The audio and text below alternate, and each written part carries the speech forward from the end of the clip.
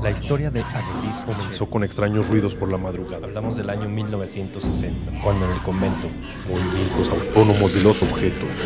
Arañazos en las ya no se paredes. profesaba el culto que le diera vida.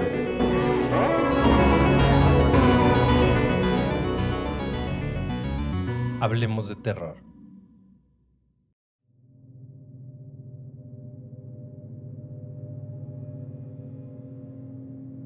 Hola terroríficos, ¿cómo les va? Muchas gracias por seguirnos y acompañarnos en cada relato. Sean bienvenidos a este espacio donde tratamos de desconectarnos de la rutina diaria y disfrutar de un relato de terror. Los invito a que se preparen su bebida favorita, se relajen e imaginen que son parte del relato. No olviden que pueden escucharnos en todas las plataformas de podcast y en YouTube. Como siempre, el uso de audífonos es sugerido. Volumen arriba, apagar la luz y disfrutar. Esto es, Hablemos de Terror. Bienvenidos.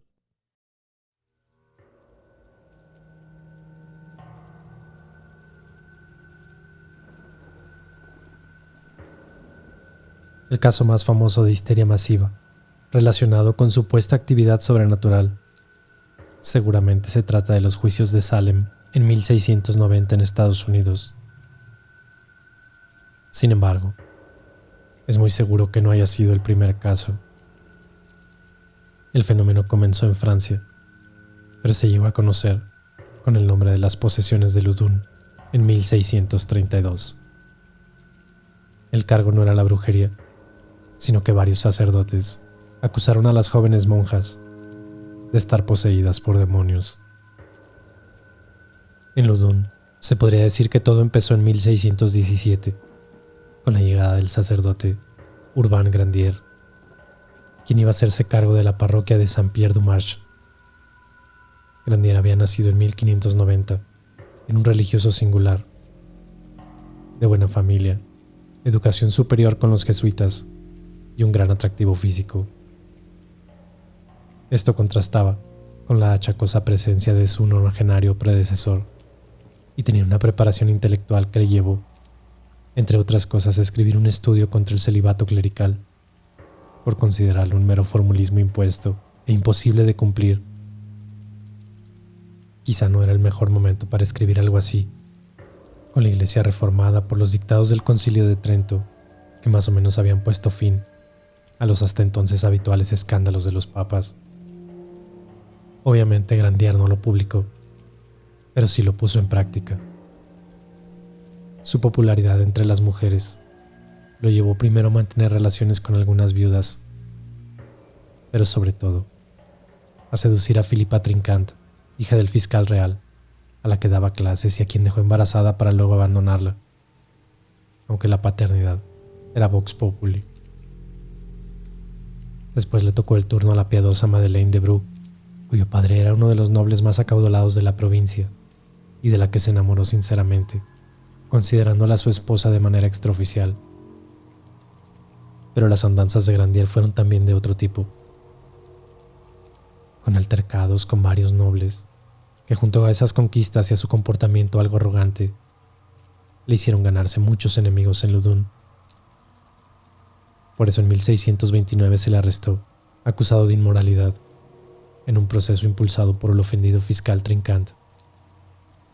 El 3 de marzo de 1630 lo declararon culpable con la pena de abstenerse de sus funciones sacerdotales durante 5 años. Aquello significaba su ruina económica, así que apeló al obispo y tiró de todas sus influencias para presionarlo, de manera que finalmente quedó absuelto. Parecía que todo había salido bien, habiendo pasado apenas 3 meses encarcelado. Pero aún faltaba el capítulo más grotesco y doloso, que estuvo enraizado en 2 situaciones distintas. La primera fue la orden dictada por el cardenal Richelieu de demoler la fortaleza de Loudun, a lo que Grandier, haciéndose eco de la opinión pública, se opuso públicamente porque la villa quedaría indefensa. Se ganó así la animadversión del ministro. Y la otra estaba en que los enemigos que ya se había forjado tiempo atrás y que se habían puesto de acuerdo para deshacerse de él como fuera, el escenario perfecto para ello fue el convento de las Ursulinas de Ludun, de reciente fundación. La madre superiora, Jean, una mujer joven y de fuerte carácter que había alcanzado el puesto fingiendo ser templada, ofreció a Grandier ser confesor de las 17 monjas que formaban la comunidad y que en su mayor parte eran de origen noble. Presumiblemente su vocación era tan discutible como la de él y parece probable que deseara formar parte del currículum amoroso del párroco. Pero Grandier, desconfiando o sabiendo que no se la podía jugar de nuevo, declinó la oferta que pasó al canónigo Mignon, otro de los que lo odiaban, porque en cierta paradójica forma le tenía envidia y además había perdido ante él un pleito por una propiedad.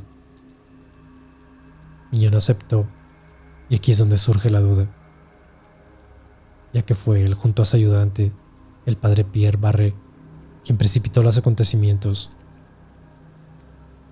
Según algunos, inducido por el obispo, que deseoso de quitarse de en medio a un sacerdote tan poco ejemplar como Grandier y a la vez tan protegido, le surgió el plan de convencer a las monjas para que fingieran una posesión diabólica provocada por el propio párroco. Según otros, la cosa partió de la despechada Jean de Sanges, la madre superiora, quien al confesarse con Mignon y revelarle sus fantasías sexuales con Grandier, quien se le aparecía en forma de ángel para atraerla, extendiendo luego esa dominación a otras hermanas. Estas sumisas, y quizá presionadas de alguna forma, confirmaron lo que decía su superiora. Sea cual fuere la verdad, el caso es que Mignon y Barré, ayudados por curas de Beniers y Chinon, empezaron a realizar exorcismos en el convento, sin conseguir nada más que agravar la situación. Aquel panorama era eso que hemos visto tantas veces en el cine: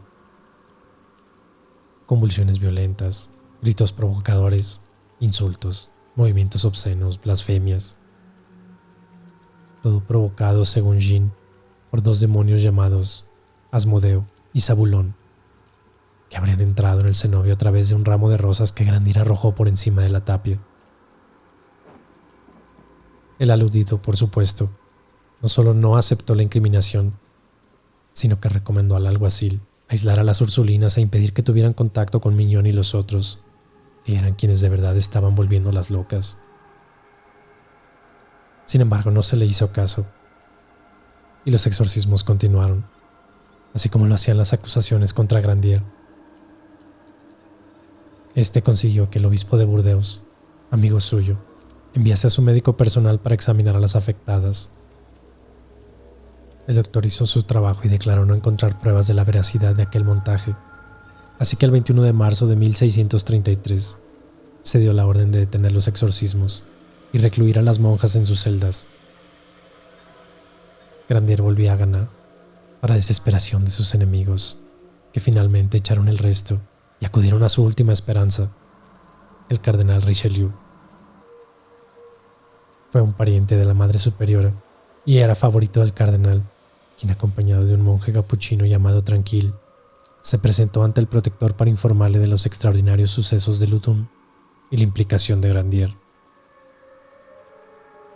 Si alguna duda tenía Richelieu, que aún recordaba el desaire sobre la fortaleza, quedó extinguida cuando le mostraron un pasquín satírico contra él que había escrito el párroco. Además, el ministro de Luis XIII tenía una motivación extra porque una de las monjas de Ludun, la hermana Claire, era de su familia, así que formó una comisión real que debía desplazarse hasta ahí, investigar el caso y arrestar a Grandier por hechicería. Consecuentemente, se procedió otra vez a exorcizar a las monjas de la mano de Tranquil y un franciscano llamado Lactance. Lo más curioso de esta etapa fue que los exorcismos se llevaron a cabo públicamente. Cada día asistían miles de personas, como si fuera un espectáculo. Esto no le vino bien a Grandier, quien se ganó la adversión de la gente, cuando a las acusaciones de las monjas se añadieron sus aventuras sexuales con las vecinas de la localidad. Oportunamente, la madre superiora, Jean de Sanches, desveló que había un tercer demonio, Isacarón, cuyas especialidades eran la depravación y el desenfreno. Se puede hacer un juego de palabras diciendo que los demonios implicados eran legión. Aparte de los citados, las Ursulinas dieron los nombres de Astaroth, Gresil, Amand, Leviatán, Behemoth, Celsus, Acaos, Sedón, Neftalí, Uriel y Achas. La bola iba creciendo cada vez más, y Grandier, viendo lo que se le venía encima, se ofreció a exorcizarle él mismo a las monjas. Lo que pretendía realmente era dejarlas en evidencia, para lo cual se dirigió a ellas en griego, pues un signo de posesión diabólica era hablar lenguas desconocidas. Pero seguramente se había previsto algo así, y le respondieron que el pacto con el maligno implicaba no usar ese idioma, al igual que prohibía otra manifestación típica como levitar. En cambio, el padre Gold obtuvo del demonio Asmodeo la confesión de que había alcanzado un acuerdo con Grandier, quien firmó con su propia sangre el documento. Y en un golpe de efecto, mostró el papel a todos. Aunque siglos después se demostró que la letra era de la superiora, pero en aquel entonces fue el clavo que remachó el ataúd del párroco, junto con el descubrimiento y divulgación de aquel antiguo tratado contra el celibato. El 7 de diciembre de 1733 lo encerraron en el castillo de Angers para torturarlo y obtener la confesión. Le afeitaron el cuerpo en busca de marcas diabólicas y se anunció su hallazgo, acallando las protestas del médico y del boticario, que aseguraban que no habían visto nada.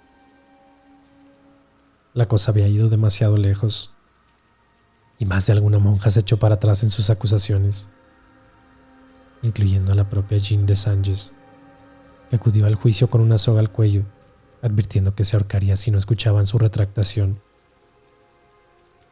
Pero se dijo que todo esto era obra del diablo para salvar a su acólito, así que el proceso continuó con la amenaza de arrestar y embargar a cualquiera que testificara a favor de Grandier. De esta forma hubo 72 testimonios en contra del acusado, sin nadie que lo defendiera. El juicio se celebró en Loudun en vez de París, contraveniendo la legislación a lo largo de un año. 18 de agosto de 1634. La sentencia es dictada. Culpable de todos los cargos.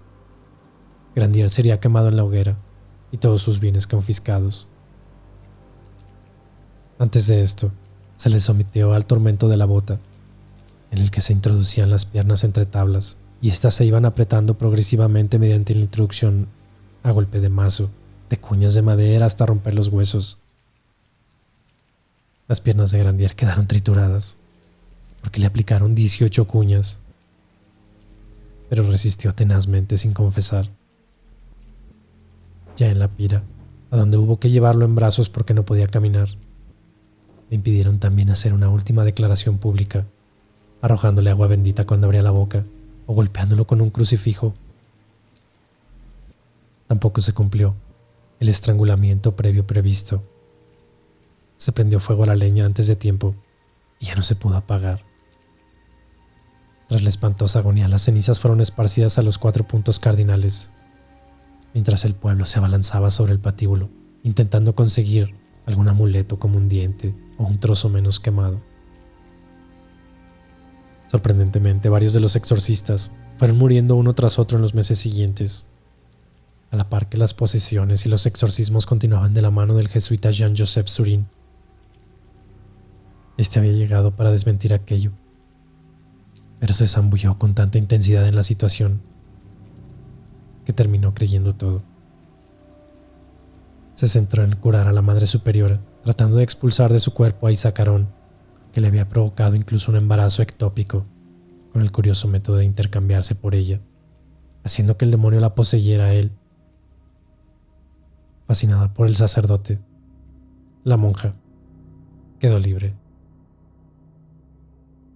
Entonces, Jeanne de Angers declaró haber tenido una visión por la que una peregrinación a Annecy para rezar ante la tumba de San Francisco de Sales pondría punto final a todo aquello.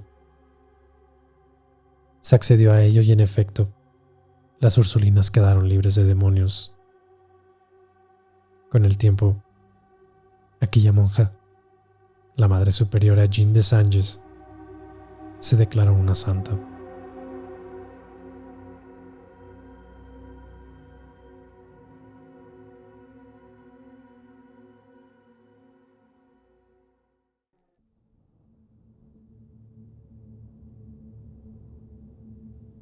¿Hay algo malo con la calle donde vivo?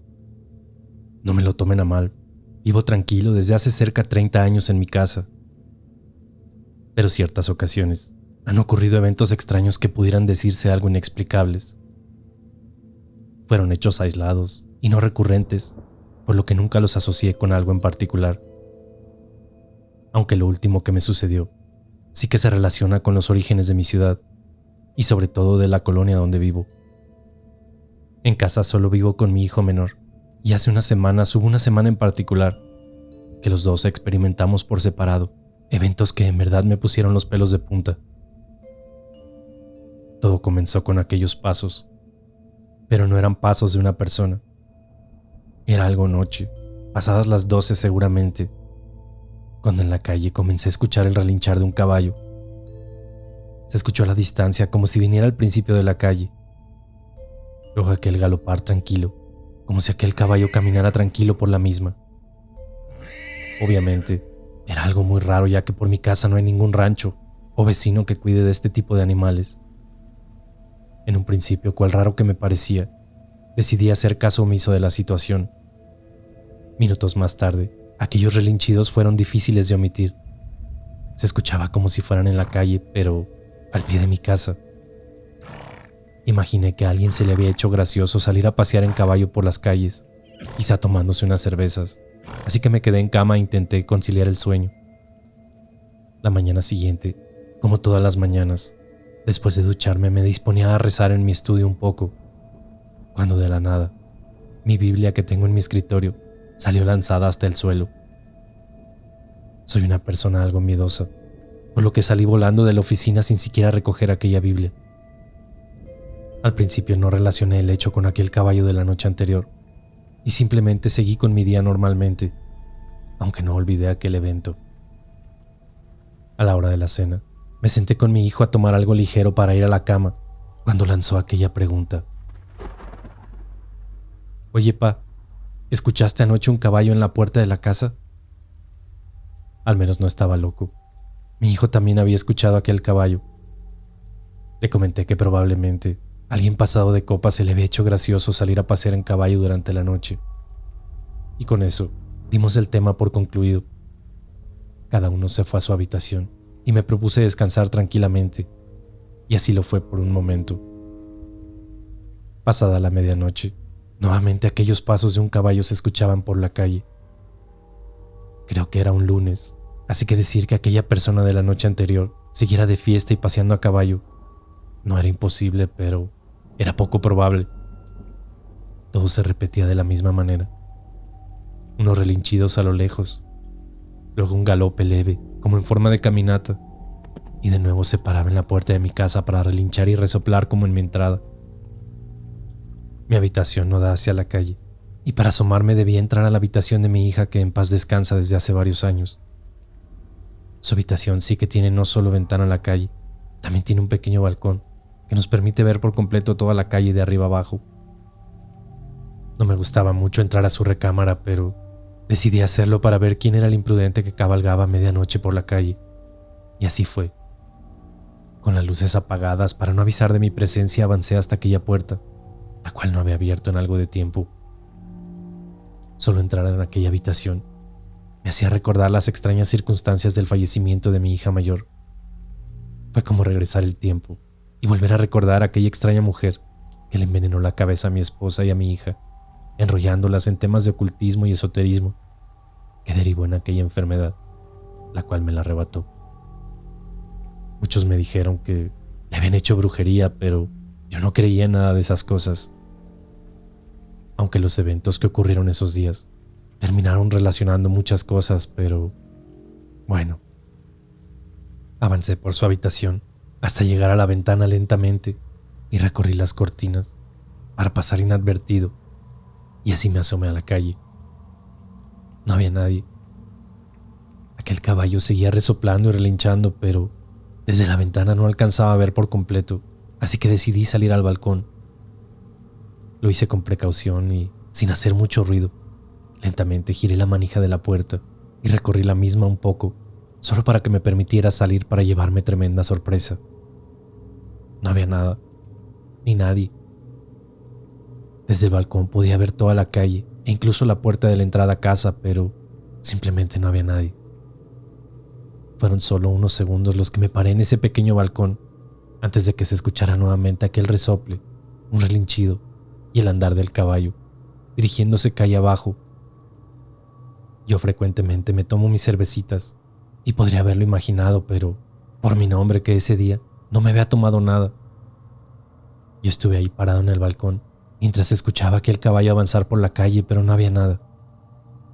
Entré a casa de inmediato y seguramente estaba pálido del susto.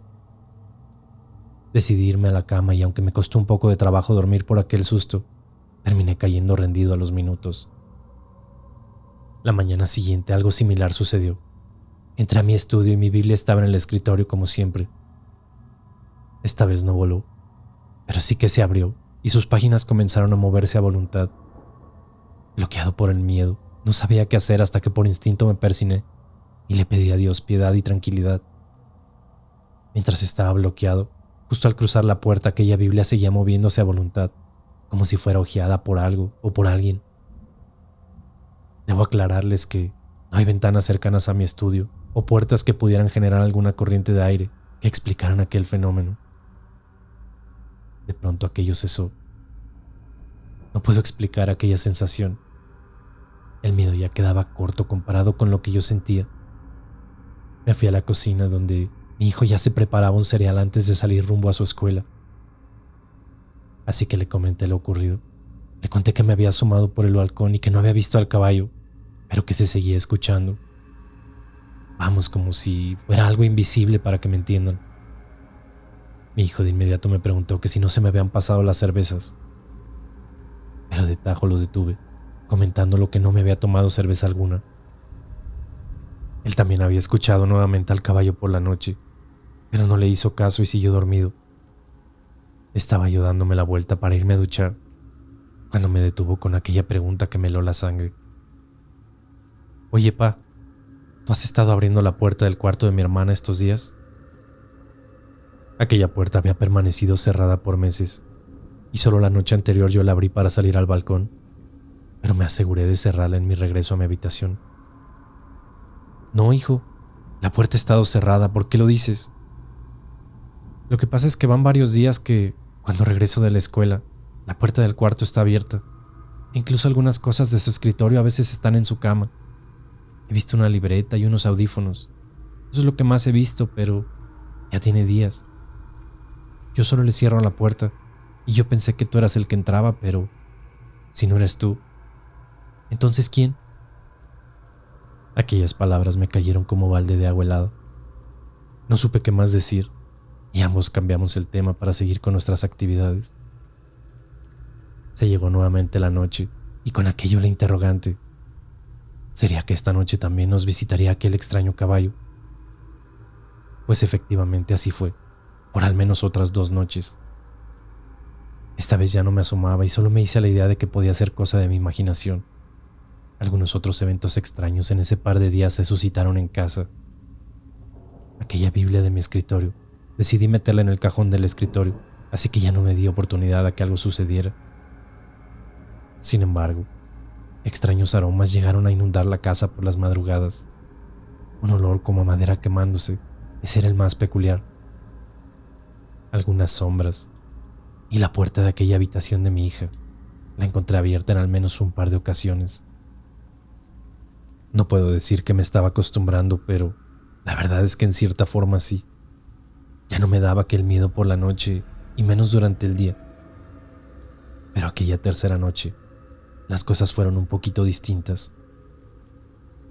Como de costumbre, pasada la medianoche, aunque esta vez era más tarde, estimo que serían aproximadamente las 2:30 de la mañana, cuando mi sueño se interrumpió por aquel aroma a madera quemada y el relinchido de aquel caballo. Decidí levantarme y salir al balcón nuevamente para ver si podía ver de qué se trataba. Caminé a aquel oscuro pasillo que conducía a la habitación de mi hija. No llevaba alguna luz que iluminara el pasillo, pero conforme me acerqué a la puerta, noté aquel extraño haz de luz que salía por debajo de la misma, en aquella habitación. Lentamente me acerqué hasta la puerta que permanecía cerrada, pero noté que aquel aroma a madera quemada se incrementaba, Cuando por fin abrí la puerta de la habitación, noté un par de cosas. La primera es que la luz estaba encendida, algo que en cierta forma no me pareció tan extraño, ya que de una u otra manera, tal vez mi hijo había entrado por algo y la olvidó encendida.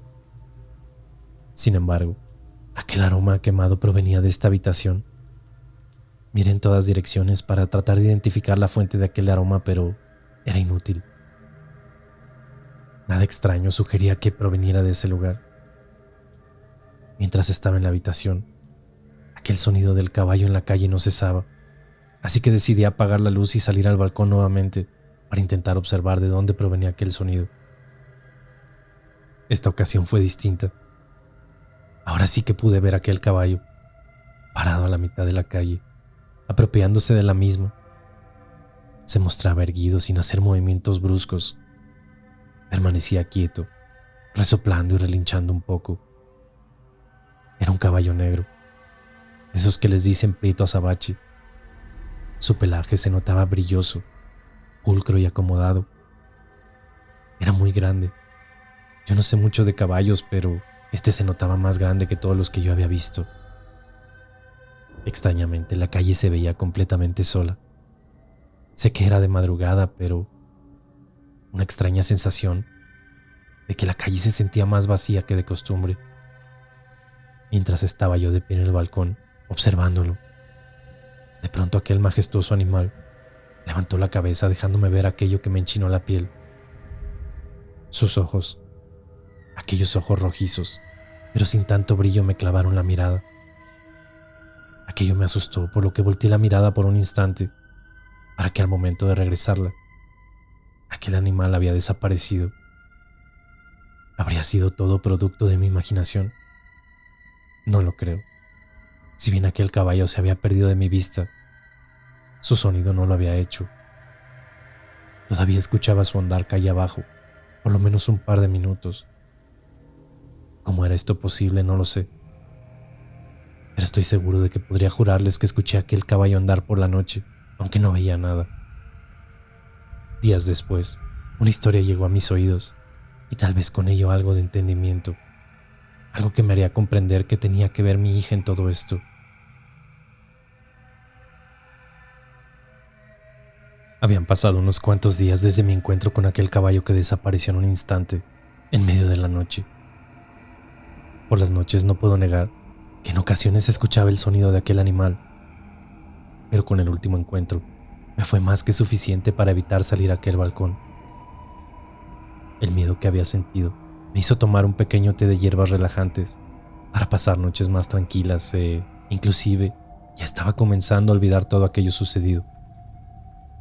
Hace años que no tengo auto y mejor utilizo el transporte público, y cuando así lo requiere, me subo a un taxi. Y así fue como conocí la historia que estoy por compartirles. Recuerdo que la tarde era algo lluviosa y me encontraba en el centro de mi ciudad. Como no deseaba caminar entre la lluvia, tomé un taxi. Confieso que nunca me he sentido muy cómodo con ir sentado en el asiento trasero, por lo que abordé por la puerta del copiloto, donde el conductor me recibió con una amable sonrisa, argumentándome que pocas personas gustan de sentarse al frente y que en su mayoría ni siquiera saludan o dan pie a conversación. Solo indican su destino y pierden la mirada dentro de su teléfono o de algún libro mientras llegan al mismo. No es mi caso. Por lo general yo siempre tengo algo que platicar, y cuando el conductor da pie a una cómoda conversación, pues adelante. Buenas tardes. ¿A dónde lo voy a llevar, patrón? Voy a la calle Mártires de la Plaza. La colonia es la misma. Si gusta puede seguirse por toda la avenida y llegamos más rápido. Sí, ya sé dónde me dice. En esa calle hay o había un árbol con mucha historia, pero hace mucho tiempo que no paso por ahí. Si aquel conductor se refería a aquel antiguo eucalipto que está frente a mi casa, tal vez había escuchado algo de su historia, pero nunca puse mucha atención a chismes de barrio y a leyendas antiguas para asustar a los niños. Por seguir la conversación le pregunté al conductor cuál era la historia de aquel árbol que él mencionaba, ya que frente a mi casa precisamente se encontraba un árbol al cual muchas leyendas referían. En ese momento, el chofer me contó aquella inquietante historia. Mire, A un lado de esa colonia existe otra colonia que se llama La Quemada. No sé si la conozca. Sí, claro, sí la conozco. ¿Pero eso qué tiene que ver con la historia del árbol?, le pregunté. Espéreme, a eso voy. Pues se dice que hace muchos años, en esos terrenos donde ahora está esa colonia, era un rancho muy grande. Eso pues ni siquiera estaba dentro de la ciudad, para que me entienda. En ese rancho pues había de todo: ganado, algo de maíz y según hasta un huerto de duraznos. Yo no sé qué tanto había, pero el chiste es que estaba muy grande aquel rancho. Y pues tenía bastante gente que le ayudaba al dueño. El dueño era un muchacho que al parecer heredó las tierras de sus padres, los cuales habían regresado a España o algo así. Al muchacho lo habían emparejado con una mujer muy guapa, y pues se habían casado muy jóvenes. La mujer gustaba mucho de andar a caballo todos los días por el rancho, y así conocía a todas las personas que trabajaban en el mismo. Dicen que ella era muy amable, y siempre se bajaba de su caballo para platicar con la gente que trabajaba ahí. Y en ocasiones, pues compartir un vaso con agua o algún pan que le ofrecieran. Eso le molestaba mucho al esposo, quien además de ser malhumorado era muy celoso. Siempre pensaba que aquellos paseos no eran dignos de la mujer de la casa y que debía comportarse como tal y quedarse en ella. Aquella chica nunca le hizo mucho caso y disfrutaba de salirse todas las mañanas, y en el tiempo de calor lo hacía inclusive por las noches para dar un paseo refrescante, como ella lo llamaba. Una de las empleadas de la casa, quien secretamente estaba enamorada del patrón, se encargaba de envenenarle el oído a don Fermín, como se llamaba aquel joven. Era tanta la insistencia de la empleada que los celos de Fermín comenzaron a incrementarse día con día. Con el paso del tiempo, este decidió que acompañaría a su esposa en aquellos paseos a caballo, solo por no dejarla ir sola. En uno de esos paseos, Fermín notó cómo uno de sus empleados miraba a su esposa con una sonrisa imborrable, misma que era respondida por Clara. Los celos no se hicieron esperar, así que de inmediato pues dio por terminado el paseo, haciéndola regresar para iniciar una infundada discusión en casa. Él alegaba que su esposa algo tenía que ver con aquel joven, el mismo que le ayudaba en el rancho, así que le prohibió que saliera sola a esos paseos en caballo, que a ella tanto le encantaban. Para ese momento ya habíamos llegado a la calle donde yo vivo. La historia estaba tan interesante que le pedí al conductor que se detuviera para comprar un par de refrescos en la tienda y así me siguiera contando la historia. Ok, déjeme le sigo contando. Pues según dicen que Clara no quiso hacer caso a su esposo y, cansada de tantos celos infundados, decidió darle una lección. Ella comenzó a salirse por las noches, pasada la medianoche, a pasear en caballo, solo para hacer enojar al esposo y hacerle ver que ella no iba a ser su esclava dentro de su propia casa. Al principio, Fermín, quien por las noches llegaba cansado y en ocasiones tomaba un par de copas para descansar propiamente como él decía, no notaba la ausencia de la esposa. Pero una noche, mientras se levantó, después de la medianoche, notó que la mujer no estaba en la casa. Así que se esperó despierto hasta que ella regresó, y al parecer la golpeó hasta el cansancio, porque se sentía traicionado. Pasaron varios días para que la señora Clara se recuperara de aquella golpiza recibida sin razón alguna, y mientras ella se encontraba en su habitación, recuperándose, pensó en una forma de vengarse de su esposo por aquellos golpes recibidos. Y fue así como una mañana salió temprano en su caballo para encontrarse con aquel joven con quien intercambiaba sonrisas y le platicó su plan. Por la noche ella se saldría en su caballo y se encontraría con el joven para que pasearan por el rancho, con la intención de que su esposo la siguiera y los viera juntos. En su mente, lo único que ella quería demostrarle a su esposo es que no había nada entre el joven y ella, que solo eran amigos. Pero su plan no salió como ella lo esperaba. Así pues llegó la noche, y Clara tomó las riendas de su caballo y salió rumbo a su encuentro con aquel muchacho. Como era de suponerse, don Fermín la siguió, a la distancia, procurando no ser visto. Al llegar al punto donde se habían quedado de ver Clara y aquel joven, don Fermín llegó a toda velocidad, lanzando toda clase de insultos a su esposa y al joven que la esperaba. Cuando éste descendió de su caballo, Clara le explicó que todo era un plan para que dejara de ser un celoso empedernido. Le explicó que aquel muchacho ni siquiera gustaba de las mujeres, y entre ellos no había nada más que una simple amistad. En ese momento, y cegado por la rabia y los celos, don Fermín sacó un arma. Mientras molesto juraba que de él nadie se burlaría, así que los mataría a los dos, alegando que el muchacho quiso matar a su mujer y él tuvo que defenderla, pero que había llegado demasiado tarde. Al parecer a ninguno de los dos les resultó el plan, ya que antes de que Fermín pudiera disparar, se enroscó en un forcejeo con aquel joven, mientras que Clara intentaba escapar en el caballo. En el forcejeo algunos disparos se escucharon, un par de ellos para ser exactos. El primero fue hacia aquel muchacho, amigo de Clara, quien cayó muerto al instante. El segundo fue en contra de Clara, quien ya se encontraba a unos cuantos metros, pero alcanzó a recibir el disparo, que al parecer le dio por la espalda, a la altura del pecho. Aquel caballo no detuvo la marcha, intentando proteger a su dueña, y la llevó algunos kilómetros hasta detenerse debajo del árbol que le dije. Mire, ese es el árbol de la historia que le estoy contando. Ese árbol es viejísimo, y estoy seguro de que es el que le digo, interrumpió aquel conductor, mientras disfrutaba de un trago de su refresco. Pues aquí enfrente es mi casa, es donde vivo. Ah, pues ya lo dejo, patrón, que ya me entretuve mucho en la plática. No me iba a quedar sin saber más, así que le insistí en que terminara de contarme la historia y que yo le pagaba como si fuera un viaje doble. El conductor me sonrió nuevamente y prosiguió con su relato. Ay, jefe, ya se quedó picado. Déjeme pues le termino de contar. Pues resulta que al llegar el caballo a aquel árbol, comenzó a relinchar hasta que, de una pequeña casita que estaba muy cerca, salió una mujer para ver lo que sucedía. Y no se imagina quién era aquella mujer, pues era la misma que quería con el patrón, así que imagínese lo que pasó. Cuenta la historia que, al ver a la esposa de don Fermín, en vez de ayudarla, aprovechó aquel momento, mientras Clara estaba moribunda, para despojarla de las pocas joyas que traía consigo. Como si esto no fuera suficiente, también le amarró una cuerda por el cuello y la pasó por una rama del árbol. Luego golpeó al caballo, quien salió corriendo, haciendo que la pobre Clara muriera del balazo y además estrangulada.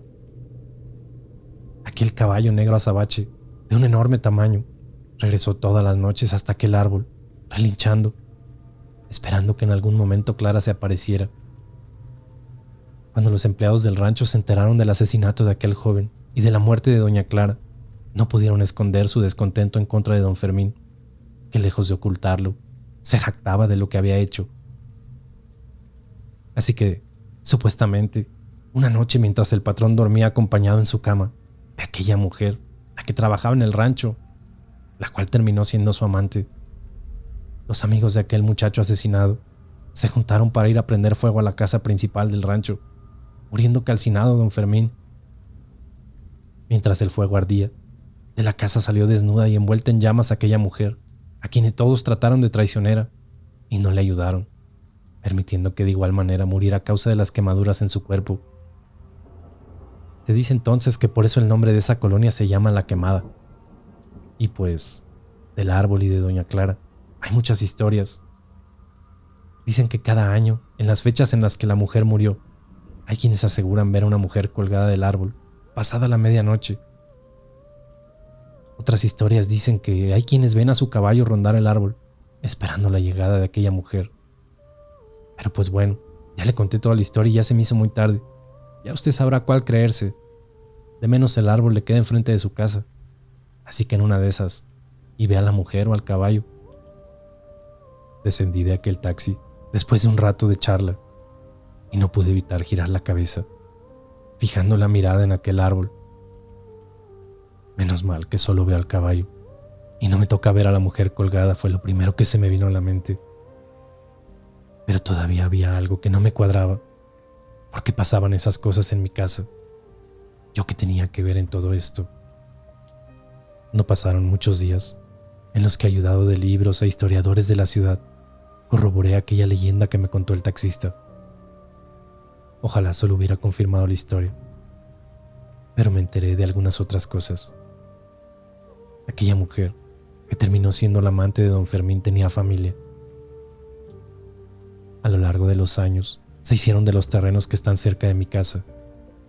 Y eventualmente, una descendiente de aquella mujer terminó conociendo a mi hija. Yo no sé si sabía la historia de su familia o no, pero lo que sí sé es que heredó aquella maldad de aquella mujer y envolvió a mi hija en una serie de cosas extrañas hasta que mi hija enfermó y después de unos meses, tristemente falleció.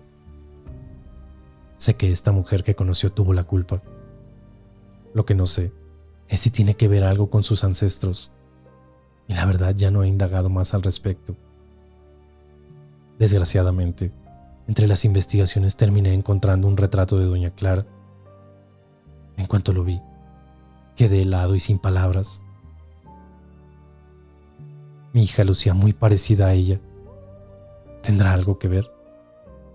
No lo sé, y al parecer nunca lo sabré.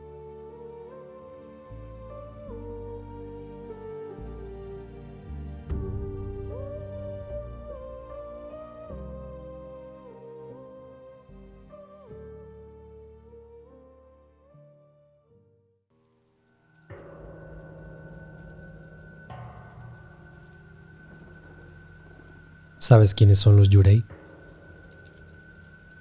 Te cuento. Son la versión japonesa de un fantasma. Existe un lugar muy conocido en Japón, donde muchos aseguran que los Yurei son parte importante de esta mística que rodea. Aokigahara, el bosque de los suicidios, situado en la base del monte Fuji. Este lugar es tristemente famoso por ser el enclave preferido para muchos japoneses que deciden terminar con su vida.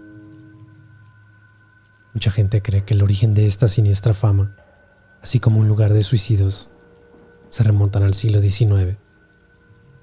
¿Pero por qué? ¿Qué pasaba ahí? Todo viene de una tradición. Cuando las familias pobres abandonaban a sus ancianos o a los familiares enfermos en el bosque para que murieran, practicando una cierta forma de eutanasia, que en japonés lo llaman ubasute. La literatura también ha contribuido a hacer famoso este lugar. Aunque no lo creas, existe el Manual Completo del Suicidio, un libro escrito en 1993 por Watari Tsurumi. Este libro está actualmente prohibido en el país de Japón. También existe Nami no Tou de Seicho Matsumoto, que fue una obra publicada en los años 60, en la que una pareja de enamorados escoge el bosque para suicidarse y convierten a Aokigahara en uno de los mejores escenarios para los japoneses donde perder la vida. En aquel país, la tasa global de suicidios es 60% más alta que el promedio mundial.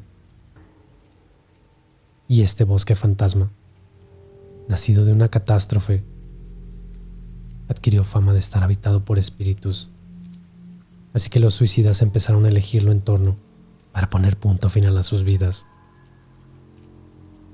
Algunos lugareños tienen la creencia de que el bosque está embrujado y que los seres que habitan en él hacen todo lo posible para que la gente que se adentra en la espesura se pierda y por ende muera de hambre, de sed o simplemente pierda la cordura y se suicide. A estos seres se les conoce como Yurei, que en un momento fueron seres humanos que se quedaron en la tierra debido a un sentimiento fuerte como odio, rencor o incluso amor. Los Yurei mantienen una relación directa con el budismo, doctrina que señala que el reikon o espíritu de un ser humano se transforma en Yurei cuando tiene una muerte violenta.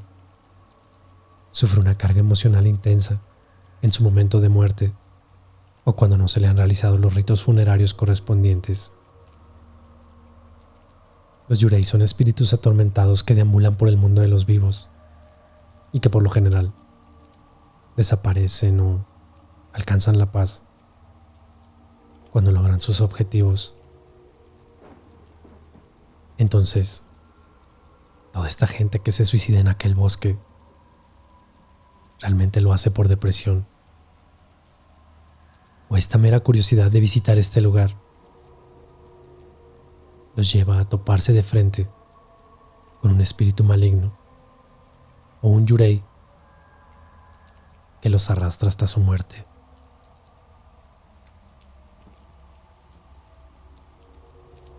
Curiosamente, y del otro lado del mundo, existe un lugar similar. Este no es un bosque, pero también es sobre la naturaleza. Para conocer este lugar tenemos que trasladarnos hasta Colombia, 30 kilómetros al suroeste de Bogotá. Se encuentra el Salto del Tequendama.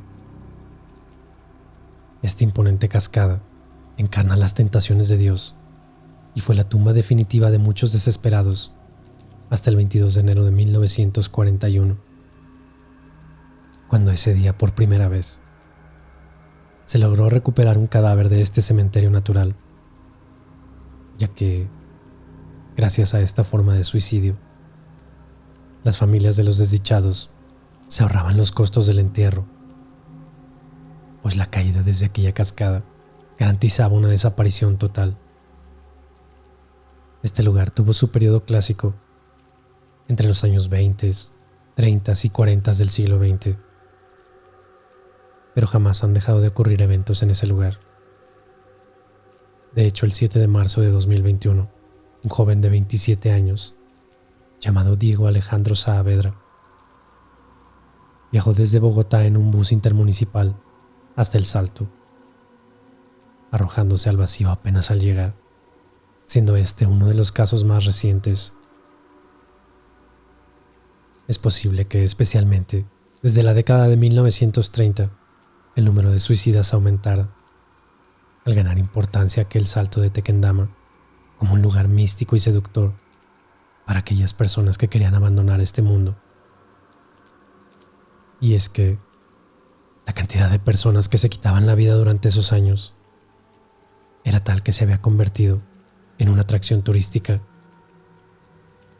en la cual, y tal como refieren algunos cronistas de la época, no solo los turistas fotografiaban a los suicidas, sino que algunos incluso posaban antes de lanzarse a la otra vida.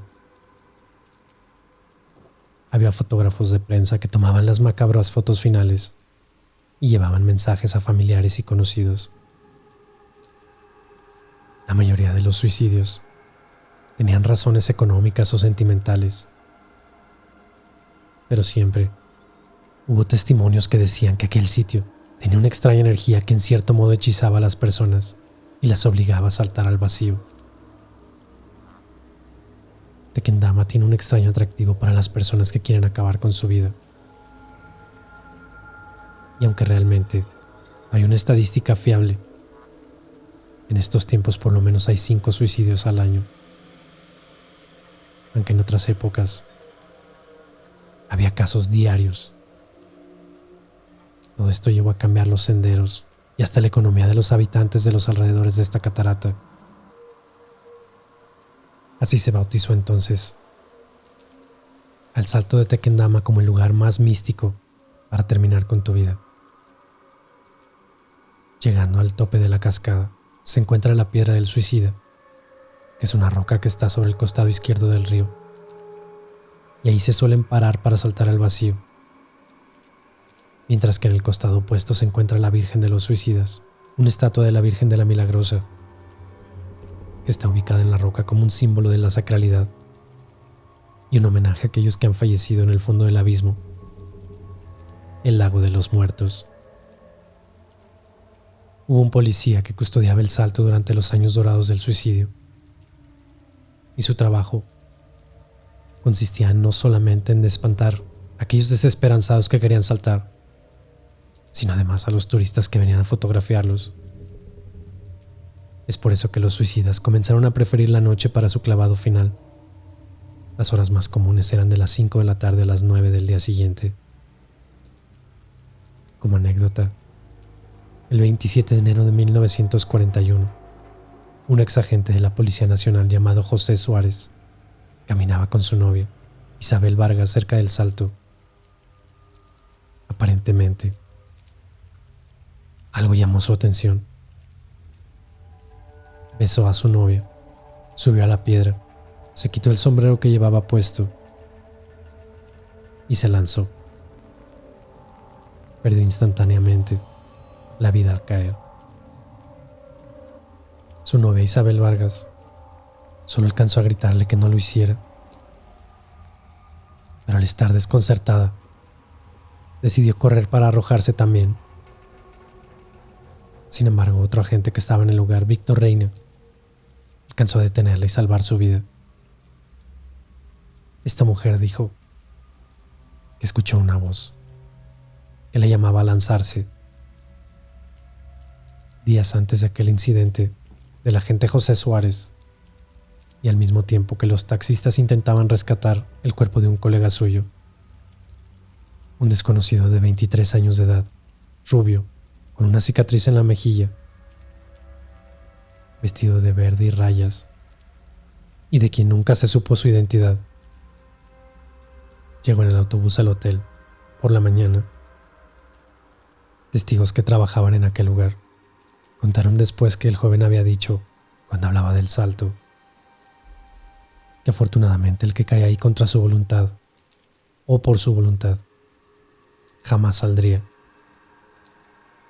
Dejó el hotel, se dirigió a la catarata, subió a la piedra desde donde sacó un libro que empezó a leerle a la Virgen. Todavía no eran las 9, así que el policía de turno no había llegado, solamente los pasajeros de un autobús que pasaba por ahí, que al verlo de pie sobre la piedra de los suicidios, bajaron y corrieron hacia el lugar. Pero aquel joven, al darse cuenta de que la gente gritaba y venía hacia él, se lanzó al vacío. La historia de suicidas fracasados es larga, como el caso de Diva Quintero, quien en 1941 viajó con el único propósito de quitarse la vida en el Tequendama. Morena, robusta y vestida de luto para su vuelo hacia la eternidad. Sin embargo, no tenía en cuenta los horarios del policía, quien inmediatamente entendió lo que estaba pasando y la detuvo. Además de los frustrados, están las historias de quienes parecieran haber sido atraídos por este hoyo negro acuático. Muchas de las personas que intentaron quitarse la vida pero por una u otra razón no lo lograron, aseguran que al estar parados cerca de la cascada y sobre todo en la piedra de los suicidios, escuchan voces y algo los atrae a la parte baja de la cascada, al lago de los muertos. Y es por eso que muchos deciden saltar y muchos son detenidos en el intento.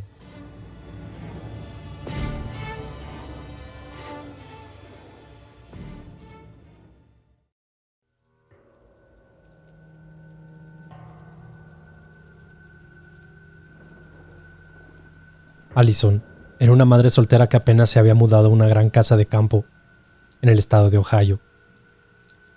Ella esperaba un nuevo comienzo con su hijo de 15 años, James, y creía que la casa y la comunidad alrededor serían muy buenos para esto. Pero estaba muy equivocada. Al inicio, Allison estaba muy feliz con su enorme y cómoda casa, la cual había conseguido a un precio muy accesible. Pero tan pronto como James entró a la casa, por instinto supo que algo no estaba bien. Simplemente podía sentirlo. Parecía haber una extraña presencia, acechando y esperando. Cada pequeño crujir en las tablas del piso o cualquier sonido en el ático hacía que James saltara de miedo involuntariamente. Los instintos maternales de Allison entraron en juego y rápidamente le aseguró a su hijo que solamente una combinación de su imaginación y los nervios era lo que le causaba esto. Después de desempacar, ambos dijeron buenas noches y se instalaron en sus nuevas habitaciones para dormir. Esta vez, fue el turno de Allison para tener miedo, porque tan pronto como comenzó a quedarse dormida, ella se asustó. Despertó inmediatamente con el sonido de pasos en el pasillo. Y no solamente eran pasos, también podía escuchar un leve susurro. A pesar de lo que le dijo a su hijo, estar en un nuevo ambiente ya la tenía muy alerta. Pero no por el miedo a los fantasmas y a los demonios. Simplemente tenía miedo de los ladrones y otros intrusos vivos. Al tener miedo de que alguien se hubiera metido a su nueva casa, Allison se levantó y abrió un poco la puerta de su recámara para ver el pasillo. Pero no vio a nadie. Ella continuó mirando a la oscuridad por unos momentos antes de recibir el susto de su vida, cuando la puerta del armario del pasillo comenzó a moverse por sí misma. No solamente se abría y se cerraba, ella podía ver claramente cómo se movía la perilla, como si una mano invisible le estuviera moviendo. Sintiendo que su corazón estaba a punto de salirse de su pecho, ella recurrió a una técnica que siempre había funcionado en su infancia, cuando tenía miedo de algún monstruo en el closet.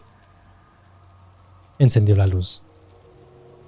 Para su alivio, cuando la luz iluminó el pasillo, no había ningún ser espeluznante esperando atacarla. Solamente era un armario vacío en el pasillo, con unas cuantas cajas apiladas a un lado. Allison trató de racionalizar la experiencia tan simple como que su mente privada de sueño estaba sufriendo desvaríos a mitad de la noche. Pero, en el fondo, ella sabía lo que había visto. Nunca olvidaría la visión de la perilla moviéndose por sí sola. Y tampoco es como que aquello que merodeó el pasillo esa noche le hubiera permitido olvidarlo. La siguiente noche, Allison se despertó en la oscuridad de su habitación y vio una figura oscura en la esquina. En esta ocasión los ladrones eran lo último en lo que pensaba, porque instintivamente sabía que lo que veía no era humano. La silueta era la de una figura humana con una cabeza, 2 brazos y 2 piernas, pero definitivamente no era un ser humano de carne y hueso. Solamente era una sombra negra, que de alguna manera parecía ser más oscura que las sombras de su cuarto. Tan pronto como aquella presencia demoníaca se dio cuenta de que Allison la estaba viendo, salió disparada por la puerta hacia el pasillo a una gran velocidad. Cuando pasó frente al espejo de la mesa de noche, el espejo explotó en miles de pedazos. Allison estaba en shock, pero se levantó, encendió todas las luces de la casa y fue a revisar que su hijo estaría bien. Para su alivio, así lo era. Cayó colapsada en el sillón de la sala y se quedó ahí en un estado de tremendo shock hasta la mañana siguiente. Tan pronto como salió el sol, buscó en el directorio y llamó a una medium local. Le explicó su situación desesperada y la persona se lo tomó muy en serio, diciéndole que tenía experiencia con este tipo de cosas. La medium le informó que creía que una entidad malvada o demoníaca había entrado a su casa a través del espejo. No solo eso, la entidad aparentemente había cerrado el portal interdimensional después de entrar. Por eso el espejo roto. Aquello significaba que esta entidad tenía toda la intención de quedarse. Por supuesto, no era nada bueno para Allison, quien ya tenía miedo, pero se sintió ligeramente aliviada cuando la medium accedió a ir a la casa tan pronto como pudiera, para echar un vistazo. Tristemente no fue lo suficientemente pronto, ya que esa misma noche, mientras Allison estaba en el sillón viendo televisión por la noche e intentando tranquilizar sus alterados nervios, repentinamente sintió un peso misterioso sobre ella. Al inicio era ligero, pero rápidamente se volvió más pesado, hasta que sintió como si tuviera una cobija de plomo sobre su cuerpo, presionándola en contra del sofá. Cuando sintió que se iba a asfixiar con aquella fuerza, repentinamente se detuvo, como si nunca hubiera estado ahí. Allison se dio cuenta de que no era capaz de lidiar con la actividad paranormal en su casa, ni una noche más. Por suerte, la medium llegó al día siguiente, después de recorrer la casa. Ella dijo que fue capaz de entrar en contacto con un ente, y lo que dijo confirmaba los peores miedos de Allison sobre su naturaleza. La medium le dijo que aquel ente admitía ser un demonio que había cruzado desde el mismísimo infierno. Después de eso, la medium realizó una ceremonia de bendición, en la cual intentó persuadir al demonio para que dejara la casa, Asimismo le informó a Allison que sería una buena idea quitar todos los espejos que hubiera en la misma. Siguiendo las instrucciones, pero aún teniendo miedo de que siguiera recorriendo los pasillos por la noche, decidió hacer algo aún mejor. Decidió mudarse. En unos cuantos días, descubrió un departamento en renta. Dejó atrás su casa embrujada por un demonio. Si aquel demonio que supuestamente cruzó a través del espejo sigue ahí, quizá algún nuevo habitante de la casa decida enfrentarlo.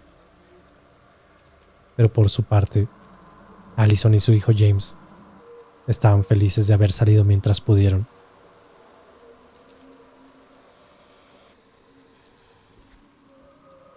A inicios de los años 90, Miguel Blanco y su equipo de grabación estaban haciendo una gira por América, haciendo un documental. Y habían pasado por Puerto Rico, Cuba, el Amazonas, y ahora iban a Haití. Ahí los recibieron en la embajada española con los brazos abiertos. Nada más llegando a Puerto Príncipe, la ciudad capital, Juan Blázquez les dijo que había un Houngan, o Bokor, un brujo o sacerdote de apellido Turrier, que era el segundo más importante de la isla y que trabajaba con magia de la mano derecha y de la mano izquierda. Esto se debía a que Blanco estaba investigando y documentando hechos paranormales y quería ser testigo de un auténtico ritual vudú. Llegaron por la mañana y ubicaron a esta persona. Así fue como el periodista español pudo hablar con él. Para su sorpresa, y a pesar de ser presentado como un tipo de mucho poder y poderes sociales, económicos y mágicos, cosas que uno suele dudar, se puso a hablar con Blanco en el francés local, el creole, y le comenzó a contar cosas de la propia vida de Blanco sin conocerlo. Por teléfono le decía cosas que era imposible que alguien desconocido supiera, incluso alguien con una relación personal, puesto que le comentó sobre su personalidad, sus deseos y sus anhelos. Miguel quedó sorprendido y algo convencido de sus poderes sobrenaturales, por lo que organizaron una reunión al día siguiente, a las 7 de la mañana. El Houngan se sentía honrado de que lo hubieran buscado y encargado de buscar lugares donde se hicieran rituales, por lo que él accedió a encontrar un buen lugar.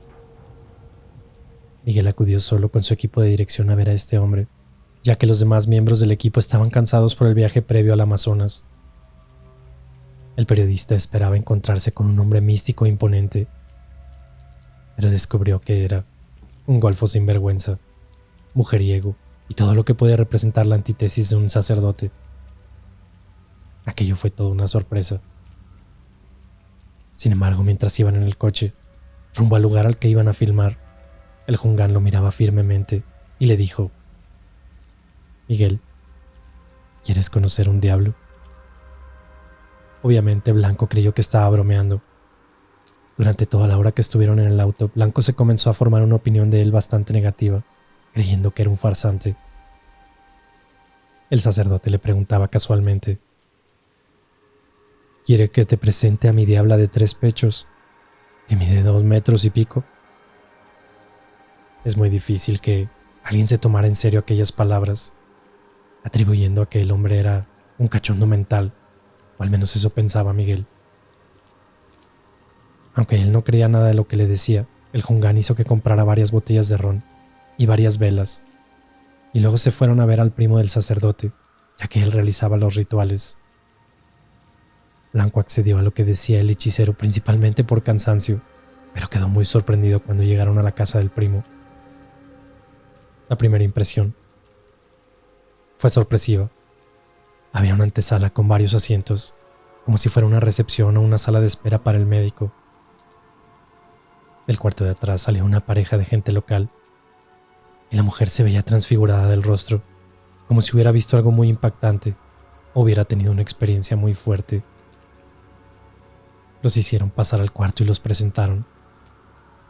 Blanco, que estaba iniciando en la religión caribeña, fue recibido con cierto respeto. Le dijeron al primo sacerdote que Blanco estaba ahí porque quería ver el diablo. Mientras ellos hablaban, dejaron a Miguel revisar las cosas que estaban por ahí. En medio de la habitación había algo como una caja de zapatos, de unos 60 de altura por unos 50 de ancho, y 2 de largo. Estaba cubierta por una tela.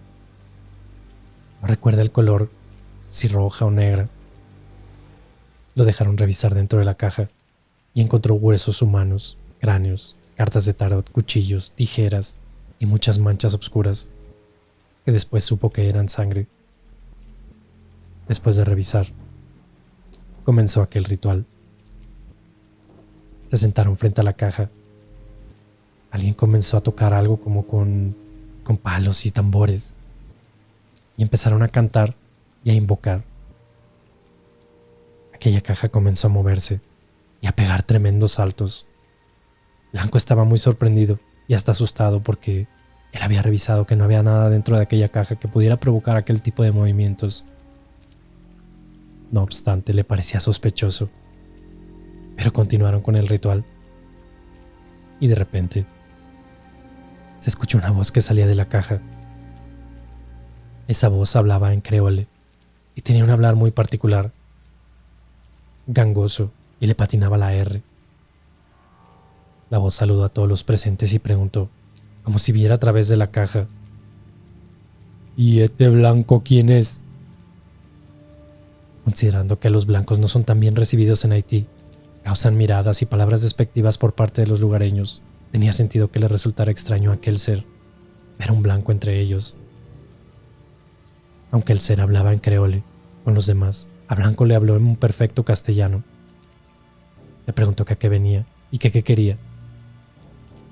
Blanco le contestó que había ido a ver y que quería conocerlo.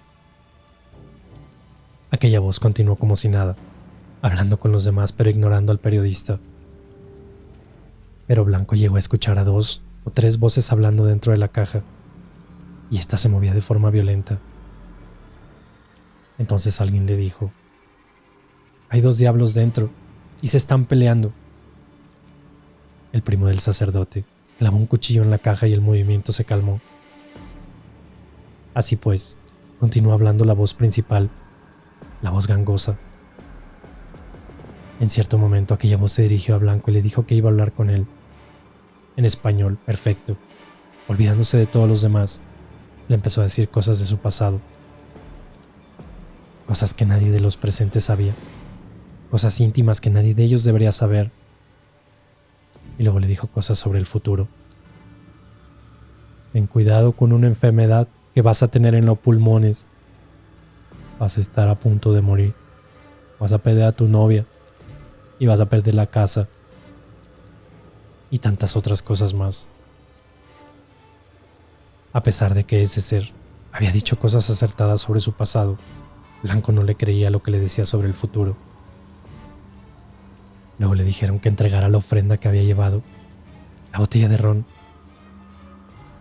Levantaron la tela que cubría la caja y le dijeron que tuviera cuidado porque era un diablo muy violento, por lo que debía soltar rápido la botella en cuanto sintiera que la agarraban, ya que si no le podrían hasta arrancar la mano. Siguió las instrucciones y en efecto sintió que alguien agarraba aquella botella. El ritual continuó y le preguntaron a Blanco que cuál era el objetivo con todo eso, que si quería hacerle daño a alguien o pactar o qué cosa quería. Él dijo que solamente quería ver al demonio que estaba ahí. Cuando le preguntaron si no tenía miedo, de inmediato dijo que no.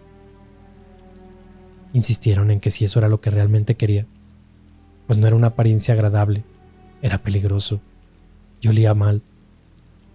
Pero el periodista insistió y no se dejó convencer. Así pues accedieron. Trazaron una línea de sal entre ellos y la caja. Luego levantaron la tela. El periodista vio a un individuo al fondo de la caja, como a 1,5 metros de él.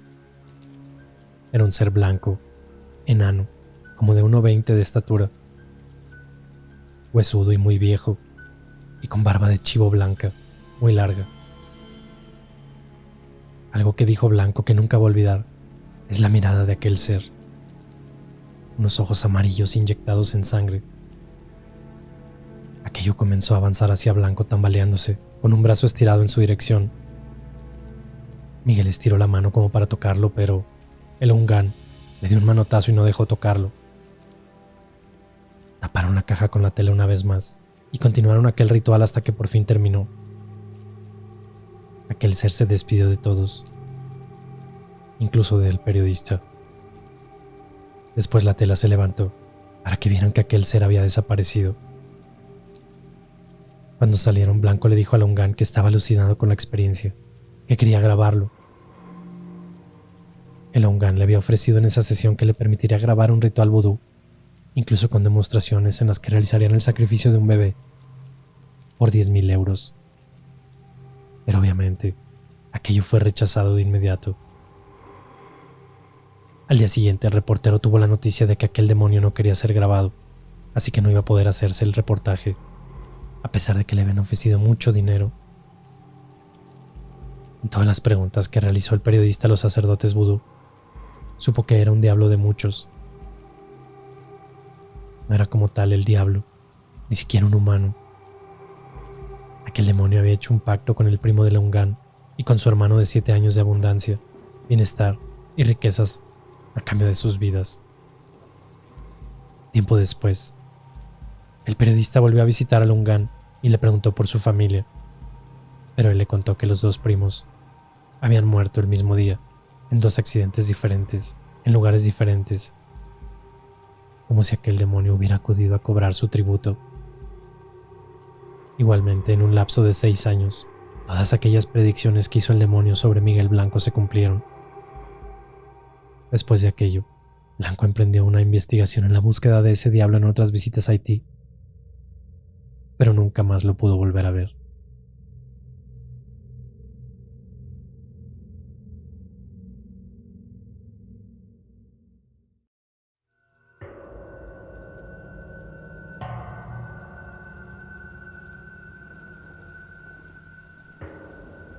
Hola, ¿cómo están? Alguien me recomendó su canal y sobre todo los relatos del panteonero, así que los escuché con atención. Y fue cuando me di cuenta de que no era el único con ese tipo de experiencias. Déjenme explico. Yo me llamo José y trabajo en un panteón. He sido velador muchos años en el mismo lugar y he visto algunas cosas que me han dejado helado. Obviamente son pocas las personas con las que he compartido esto, porque la mayoría o me llama loco o piensa que estoy inventando las cosas. Pero yo estoy seguro de lo que he visto. Y hay una experiencia en particular que siempre he querido compartir, para saber que no soy el único y pues ahí les va.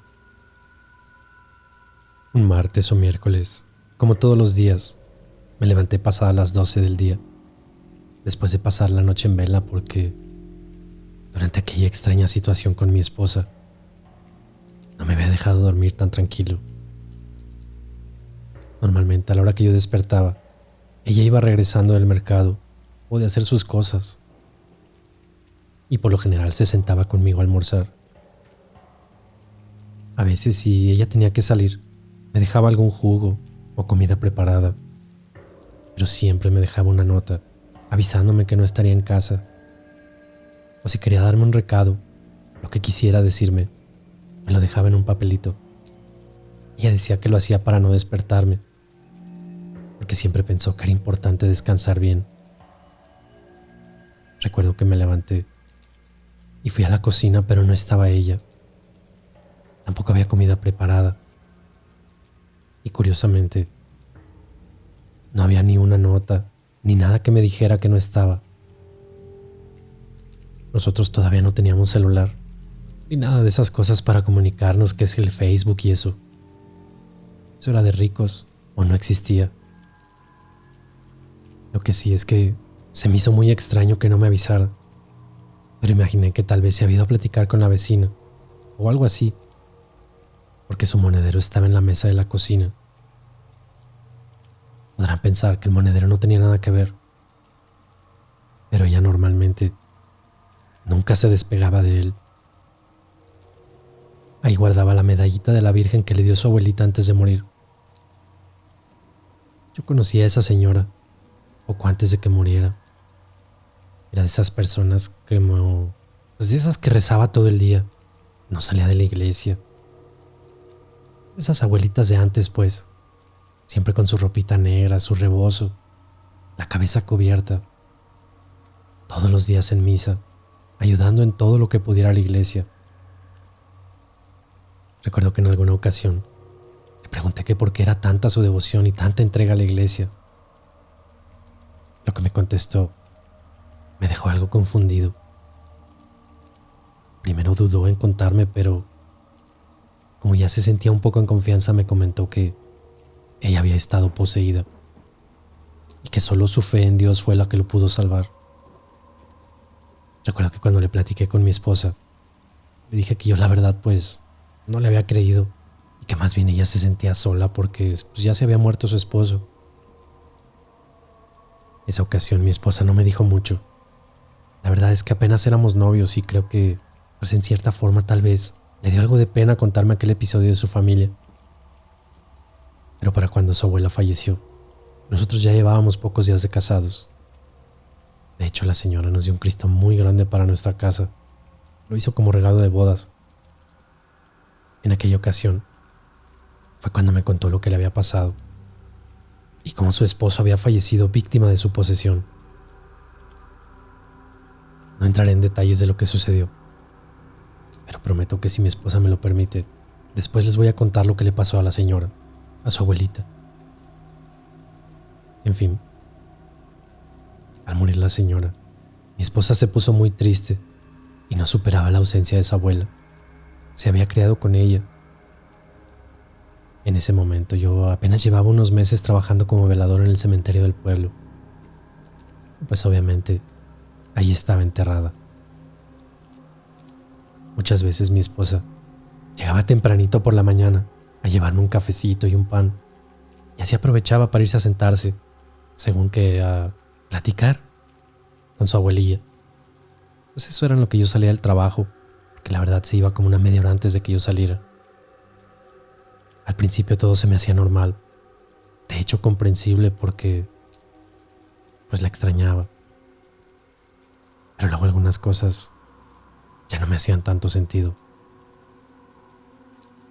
Un par de ocasiones, a la distancia yo vi a mi esposa sentada frente a la tumba. Pero en algunas otras, recuerdo que yo la veía platicando con alguien a su lado. Pues como estaba lejos, las veía de espaldas. Pero era una señora de negro, con rebozo, cabeza cubierta. Y mi esposa siempre poniéndole atención a lo que le decían. En lo que yo tomaba mis cosas para irnos, cuando llegaba con ella, ya estaba completamente sola. Siempre que le preguntaba con quién estaba hablando, la respuesta era la misma: con mi abuelita. Pero yo le decía que no, que quién era la señora de negro que se paraba a su lado. Siempre me volteaba y me miraba. Decía que no, que ella estaba sola, que no había nadie más ahí, que solamente se sentaba a platicarle cosas a su abuelita. La verdad nunca insistí porque no quería molestarla ni preocuparla. Pero estoy 100% seguro de que la vi platicando con alguien más, en al menos un par de ocasiones. Cada que regresábamos a la casa, recuerdo que hacía que nos quitáramos los zapatos, por aquello de no meter tierra de panteón y las malas vibras y cosas así. Todo eso se lo había enseñado a su abuela. Pasaron los días y después de unas semanas mi esposa ya no iba tan seguido a la tumba de su abuela. Hasta que un día dejó de ir por completo, como si se hubiera olvidado ya de ella. Nunca le dije nada para no recordarle que pues quizá ella ya estaba superando aquello, entonces mejor no meterme. Pero desde el día en que ella dejó de visitarla, a mí me comenzaron a suceder cosas extrañas en el trabajo. Mi función era simple. Tenía que estar al pendiente del lugar y hacer rondas por la noche. Obviamente, evitar que se metiera gente. Y sobre todo, pues los chamacos que solo iban a hacer las travesuras y destrozos en las tumbas. Sí, en ocasiones me tocó levantar bolsas con, trabajitos. Casi siempre eran fotos de personas con frases de amarres y cosas así. Pero nunca nada demasiado grave. Algún animal tal vez, pero muy raro. Hasta esa noche, donde las cosas así como que subieron un poco de tono. Estaba haciendo mi ronda con mi lámpara y con mi radio, el que siempre me acompañaba como para estar distraído. Pero cuando pasé por la tumba de la abuela de mi esposa, la radio se puso como loca, a cambiar de estación. De pronto salió una voz de la bocina. No sé qué quería decirme. Se escuchaban ruidos.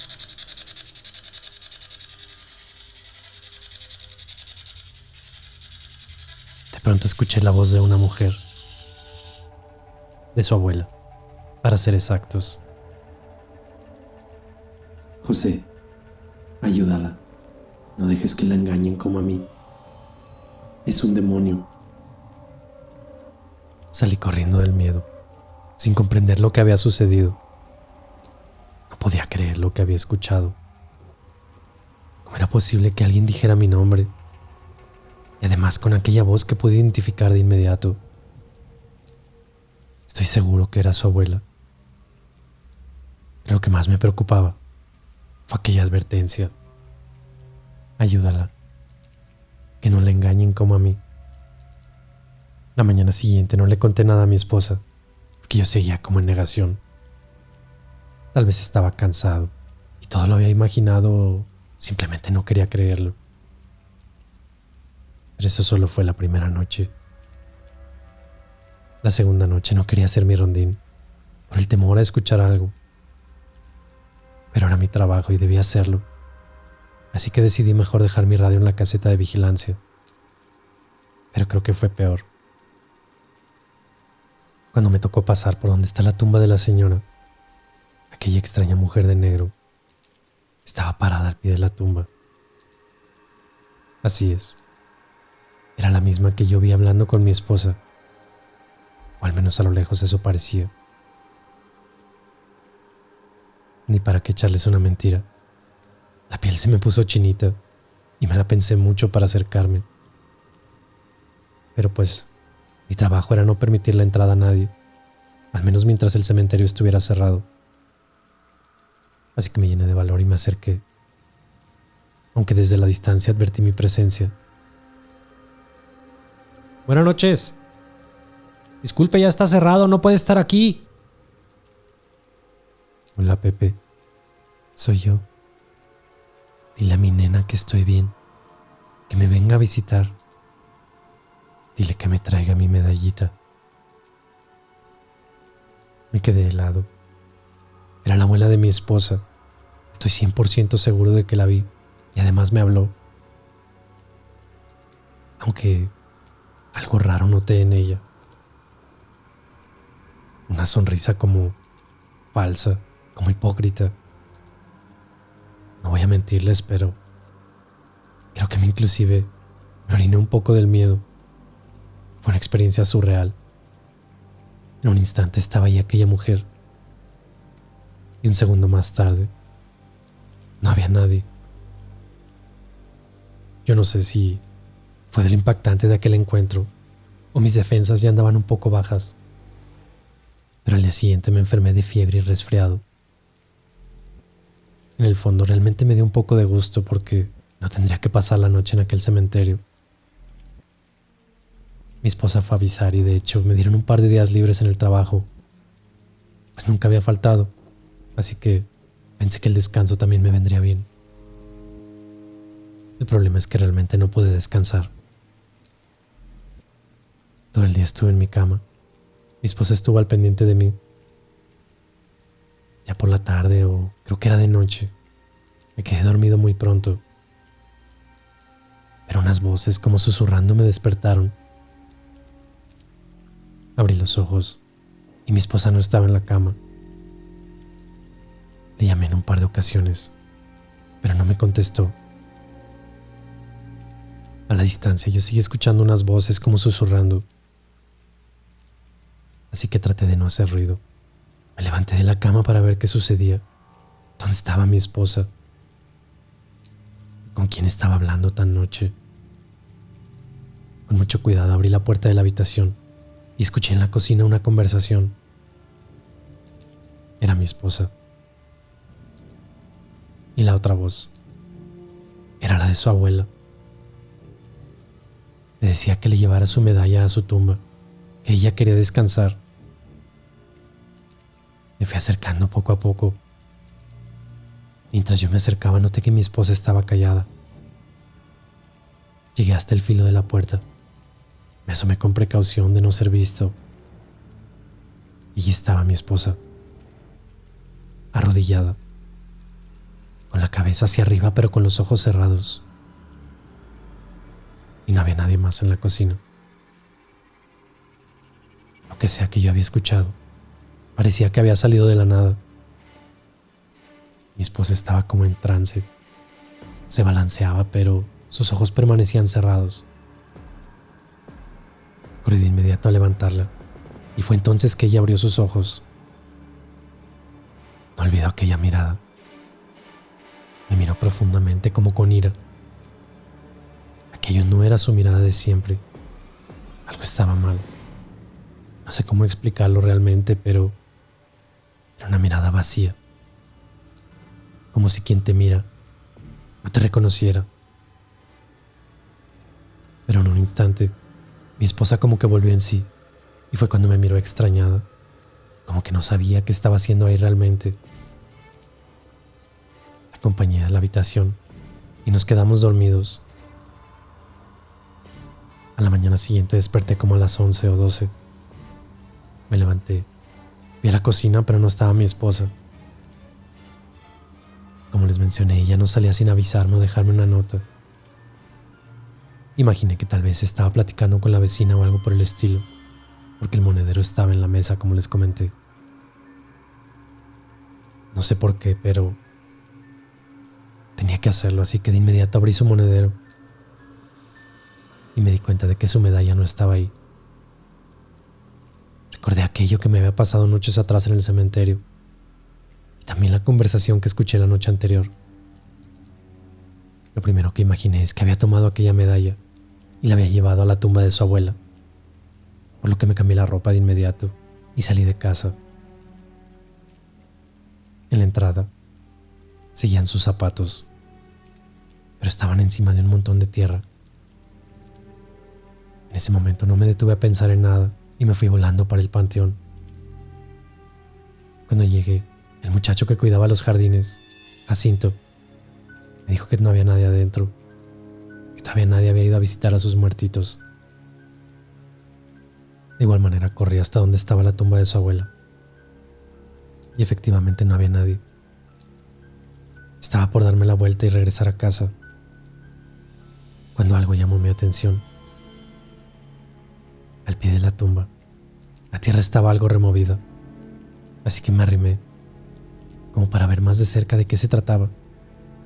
Y fue cuando vi unas huellas en la tierra, y también como si alguien hubiera escarbado y después pisado la tierra para dejarla en su lugar. Con mis pies removí un poco aquello, y fue cuando de entre la tierra salió la cadenita de la Virgen, aquella que le había dado su abuela. Definitivamente mi esposa había estado aquí y había traído esa cadena. No sé para qué, ni mucho menos por qué enterrarla ni con qué intenciones desprenderse de ella. Pero al menos creo que eso podría explicar la tierra debajo de los zapatos en casa. Pero si aquí estaba la cadena y mi esposa no estaba, entonces, ¿a dónde habrá ido? Solo me imaginé un lugar donde poder encontrarla, la iglesia.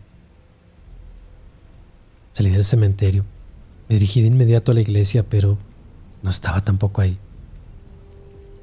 Ya me iba cuando alguien de pronto me llamó por mi nombre. «José, ¿qué te trae nuevamente a la casa de Dios?» Era el padre, el encargado de la parroquia. Yo la verdad, pues, ya tenía muchos años sin ir a misa, pero se acordó de mí. Así que le pregunté por mi esposa y me dijo que no la había visto y que ya de hecho tenía tiempo que no la veía por la iglesia. Decidí despedirme, pero cuando me di la vuelta, una extraña voz en mi cabeza me recordó aquella voz de la radio. Aquella frase de «José, ayúdala, que no le engañen como a mí». un demonio. Me quedé parado por unos momentos cuando el padre me preguntó si me pasaba algo. Ya como, pues para ese momento no me importaba si me creían o no. Yo le conté todo al padre. Me escuchó por unos minutos sin interrumpirme. Y cuando terminé me dijo que... Siéntate, hijo. Tengo que contarle la historia de doña Leonor, la abuela de Lupita, tu esposa.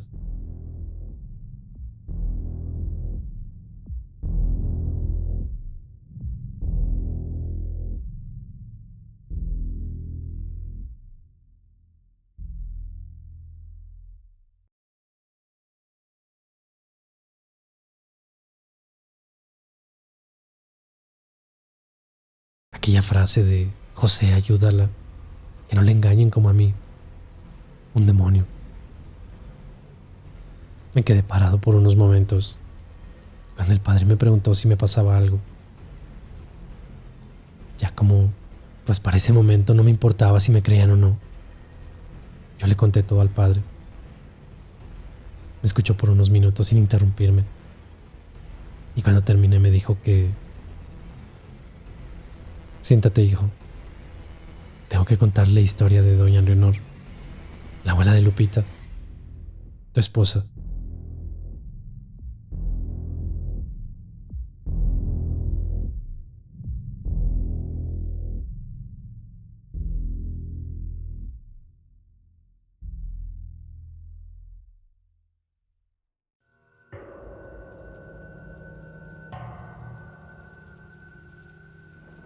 Cuando el padre me dijo que me contaría la historia de la abuelita de mi esposa, de inicio creí que no era necesario, que podría contarme el padre que no supiera yo. Pero la verdad es que sí me dijo algunas cosas de las que yo no estaba enterado, y entiendo que no me las hubieran contado antes. Hijo, ¿qué tanto sabes del pasado de doña Leonor?, me preguntó aquel sacerdote. Pues solo lo que ella misma me dijo, que según había sido poseída por un demonio o algo así, pero pues no le creí mucho que digamos. Entonces el padre comenzó a contarme la historia, como él la vivió. Me acuerdo que un día, después de misa, me senté a tomar confesiones. Lo hice afuera de la iglesia, en el jardín de enfrente. Hacía mucho calor. Aquella fue la primera vez que Leonor se me acercó. Una muchacha tímida, no muy asidua a la iglesia, pero pues yo la conocía del pueblo. Yo sabía cómo era su padre. Era alguien a quien todo el pueblo le tenía miedo porque siempre andaba con pistola y abusaba de la misma gente del pueblo.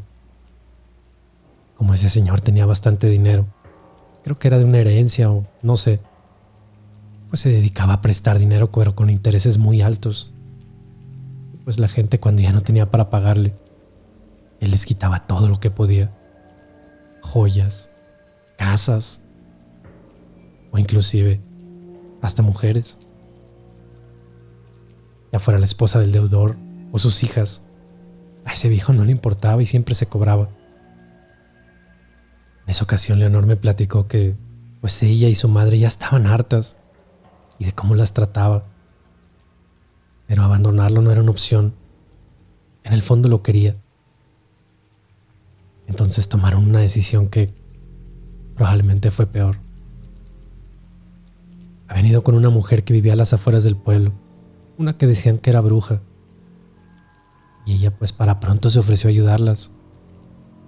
Sí les advirtió que debían hacer las cosas al pie de la letra, porque si no, algo podía salir mal y regresárseles el trabajo. La idea de ellas era como cambiar la forma de ser de aquel hombre, alejarlo de lo material, acercarlo a lo espiritual y a la familia. Pero al parecer aquella mujer las engañó. El hombre enfermó y estuvo a punto de morirse, por lo que tanto Leonor como su madre fueron a reclamarle a aquella mujer, preguntándole que qué había hecho o por qué el señor se había enfermado tanto. Aquella supuesta bruja les dijo que no era su culpa, que al parecer aquel hombre tenía un pacto con algún demonio o con el mismo diablo y por eso se había enfermado. que porque el trabajo no había funcionado bien y se les iba a devolver a ellas. Una maldad muy grande. A menos que hicieran un trato con ese mismo demonio. A pesar de la forma de ser de su padre, Leonor lo quería mucho y no quería que él se muriera. Así que le pidió a la bruja instrucciones para convocar a aquel ser maligno y hacer un trato para que no se llevara a su padre. Esa ocasión, cuando confesé a Leonor, le dejé muy en claro que no debía realizar aquel ritual, ni mucho menos hacer tratos con ningún demonio. Pero ya era muy tarde. Aparentemente ya lo había llevado a cabo, y ese mismo día me dijo que se había ofrecido a cambio de su padre. Hasta ese momento, lo que me estaba contando el padre solo explicaba el origen de la supuesta posesión de la abuela de mi esposa. Pero pues todavía no sé qué tuviera que ver mi esposa con ello. Así que lo interrumpí para preguntar precisamente qué tenía que ver mi esposa en todo esto. Permíteme, hijo, ya voy a ello. Leonor ese día no solo me confesó que había hecho aquel trato, también me dijo que llevaba varios días teniendo experiencias extrañas, que escuchaba voces, se movían objetos en su habitación y se sentía como oída gran parte del día. La siguiente ocasión que supe de ella fue por su madre. Un par de semanas después, cuando vino muy preocupada, recuerdo que llegó rogándome para que la acompañara a su casa. Me dijo que algo andaba muy mal con su hija y que su comportamiento era muy extraño. En ese entonces, yo era joven y no imaginé que aquel trato o pacto que según había realizado la pudiera afectar tanto. Pero cuando fui a casa, la vi y me di cuenta de inmediato que algo andaba mal. Ella estaba poseída. En cuanto me vio, se me lanzó encima tratando de arañarme la cara y me gritaba toda clase de maldiciones. Fueron unos días muy duros, pero otro padre, uno de un pueblo aquí cercano, me ayudó en aquel entonces para realizar un exorcismo. Obviamente lo hicimos sin el permiso de la iglesia, ya como entendíamos, porque la verdad es que no teníamos la preparación adecuada para ello.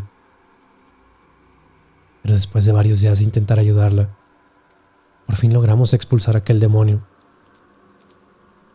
Pero eso sí, poco antes de que lo lográramos, recuerdo algunas de las palabras que el demonio puso en boca de Leonor.